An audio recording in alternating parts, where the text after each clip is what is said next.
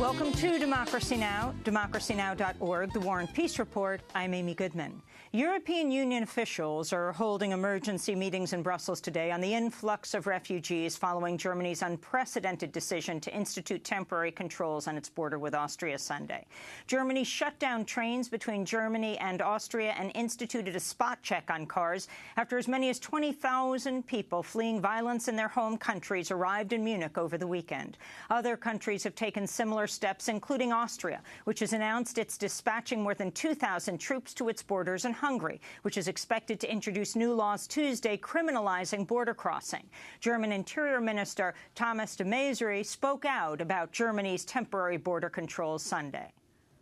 Dieser Schritt ist notwendig geworden. This step became necessary. The great willingness to help that Germany has shown in recent weeks by full-time employees and especially by the many thousands of volunteers must not be overstrained. The measures taken are also a signal to Europe.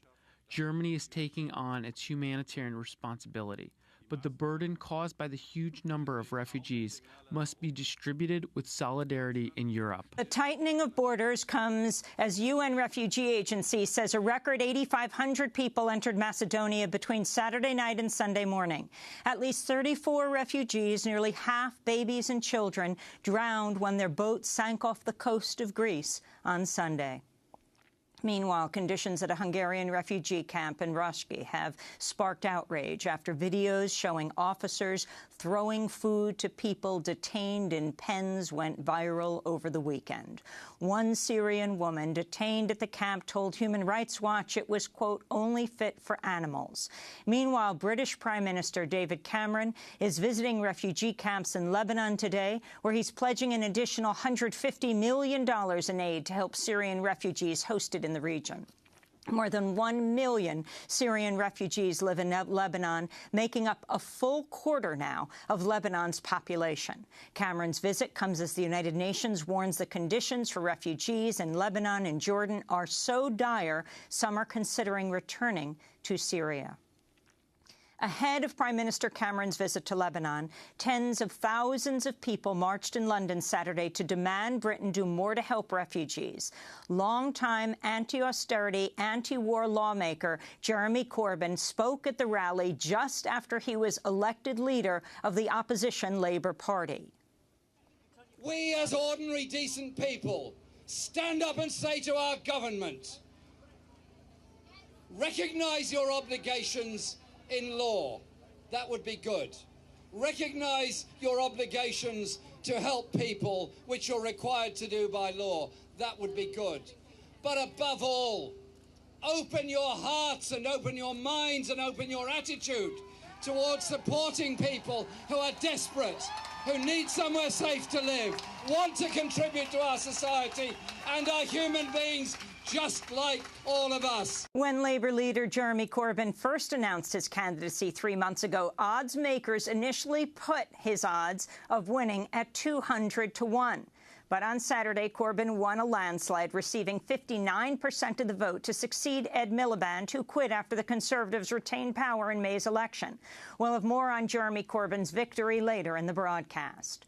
Meanwhile, tens of thousands more people rallied across Europe over the weekend to take part in what organizers were calling a, quote, European Day of Action for Refugees. Danish police say as many as 30,000 people had gathered in Copenhagen shouting, refugees are welcome. In Italy, hundreds gathered at the Venice waterfront, removed their shoes and marched barefoot as the Venice Film Festival was underway.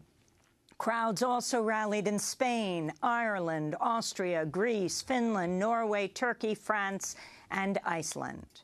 Hundreds also gathered here in New York City to demand the United States commit to accepting significantly more refugees from Syria and elsewhere. Protester Linda Sarsour spoke out. We shouldn't be asking whether we welcome these people into our country.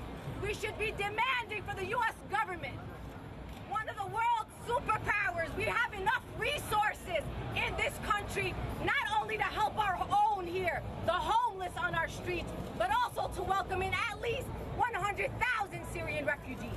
And we need to be able to tell the U.S. government how to use our money. I would rather use my money to shelter a Syrian family than to kill an Iraqi family. In Texas, a mother is facing deportation after arriving at a health care clinic for her annual gynecological exam. The Houston Press reports clinic staffers at the Northeast Women's Health Clinic in Atascocita called authorities on Blanca Borrego, an undocumented mother.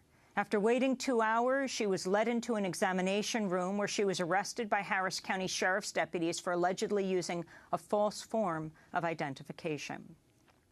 At least 107 people have died in Saudi Arabia after a crane collapsed onto one of the holiest shrines in Mecca. 200 people were wounded. Authorities say the crane was knocked over by strong winds and heavy rain.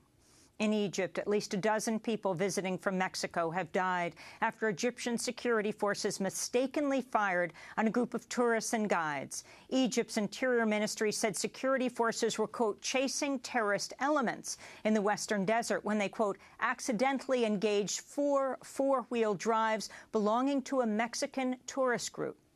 Meanwhile, Egyptian Prime Minister Ibrahim Malab and his cabinet resigned over the weekend, days after the agriculture minister was arrested over corruption.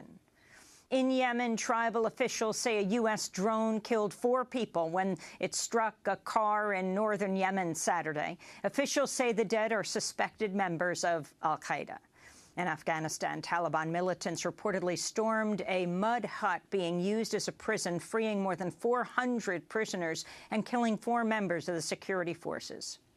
Officials said 80 prisoners were recaptured, but most remain at large. In Barcelona, Spain, more than 500,000 people marched in favor of Catalan independence on Catalonia's National Day. The rally Friday also marked the launch of a campaign by separatist leaders to secure a majority in Catalonia's regional parliament during elections on September 27th. In Northern California, rapidly burning wildfires have consumed multiple towns, killing at least 1 person, destroying hundreds of homes, the fires forcing thousands of people to flee. California Governor Jerry Brown declared a state of emergency for Lake and Napa counties on Sunday, 2 days after declaring a state of emergency for 2 other counties as fires burn across California. The fires have spread rapidly amidst the worst drought in California's recorded history. This comes as California lawmakers sent a weakened version of a bill to address climate change to Governor Jerry Brown. The bill requires utilities to provide half of their electricity from renewable sources in 15 years. Following industry pressure, lawmakers omitted a key provision to cut oil use in half by 2030. California lawmakers also approved a bill Friday to allow doctors to prescribe drugs to help terminally ill patients die. It's unclear whether Governor Brown will sign the assisted suicide bill, which is similar to one modeled in Oregon. The Justice Department has dropped charges against a Chinese-American professor accused of sharing technology with China after officials misidentified key evidence in the case. In May, FBI agents stormed the home of Temple University physics professor Shi Shaoxing, an American citizen, and arrested him on accusations of sending protected blueprints for a device called a pocket heater to scientists in China. But after Shi had been placed on administrative leave, lost his chairmanship of the physics department at Temple, and faced what he described to the New York Times as a, quote, nightmare, it turned out the blueprints didn't actually show a pocket heater. The case is seen as a part of a widening crackdown on U.S. citizens of Chinese descent. In New York, police have released security camera footage showing an undercover officer slamming retired tennis star James Blake to the ground. The footage shows Blake, who's biracial, standing outside his Manhattan hotel when Officer James Frascatore approaches him, wraps an arm around his neck, tackles him to the ground, and digs his knee into his back, handcuffing him. Police say they mistakenly identified Blake as a suspect in a credit card fraud probe. New York City Mayor Bill de Blasio and Police Chief William Bratton have personally apologized to Blake. The officer has a pattern of excessive force complaints against him. He's been accused of punching and pummeling a man in his own driveway, punching a man in the face after stopping him for a broken taillight, punching a man outside a bodega and calling him a racial epithet, and manhandling a woman who told the New York Times, quote, he was really rough. It was akin to a kidnapping. James Blake has called for Officer Frascatore to be fired. In news from Alabama, prosecutors say they plan to seek a retrial after a jury deadlocked in the trial of a Madison police officer in a case that left an Indian grandfather partially paralyzed. In February, Officer Eric Parker and other officers approached Sureshbhai Patel as he was taking a walk after a neighbor called to report a, quote, skinny black guy in the neighborhood. Dash camera footage shows police slamming Patel from a standing position face first into the ground. On Friday, a judge declared a mistrial after a jury deadlocked on a single charge against Officer Parker of violating Patel's civil rights. And news from the campaign trail. Former Texas Governor Rick Perry has become the first candidate to drop out of the 2016 presidential race. Perry suspended his bid for the Republican nomination Friday, just days before the second Republican debate. As he announced his departure, Perry took aim at Republican candidate Donald Trump's remarks calling Mexican immigrants rapists, although Perry did not mention Trump by name. Our obligation, after loving God with all our heart, with all our mind, with all our soul, is to love our neighbors as ourselves, regardless of where they come from. Demeaning people of Hispanic heritage is not just ignorant, it betrays the example of Christ. We can enforce our laws and borders, and we can love all who live within our borders without betraying our values. On the campaign trail for the Democratic presidential nomination, a new poll shows Vermont Senator Bernie Sanders leading Hillary Clinton in the key primary and caucus states of New Hampshire and Iowa. A YouGov CBS News poll shows Sanders with 52% support among Democratic primary voters in New Hampshire, 22 points ahead of Clinton. In Iowa, Sanders leads Clinton by 10 points with 43% support. In Puerto Rico, thousands of public sector workers protested Friday against an austerity plan proposed to address the Commonwealth's debt crisis. The plan would raise the tuition at University of Puerto Rico, contract for-profit companies to run public roads and ports, and freeze collective bargaining agreements. In return, the plan calls for debt restructuring that would require hedge funds and other creditors to voluntarily accept reduced payments. In Florida, a man's been accused of plotting to detonate a pressure cooker bomb at a memorial in Kansas City, Missouri on the 14th anniversary of September 11th. 20-year-old Joshua Ryan Goldberg was arrested on Thursday morning after authorities stormed his house. He's charged with distributing information related to explosives, destructive devices, and weapons of mass destruction. The charges carry a maximum sentence of 20 years in prison.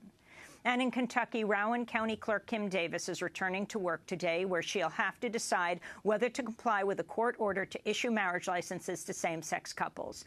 Davis had stopped issuing all marriage licenses rather than comply with the Supreme Court ruling that legalized same-sex marriage nationwide. She was briefly jailed after a federal judge ruled her in contempt of court. And those are some of the headlines. This is Democracy Now!, democracynow.org, The War and Peace Report. I'm Amy Goodman. We begin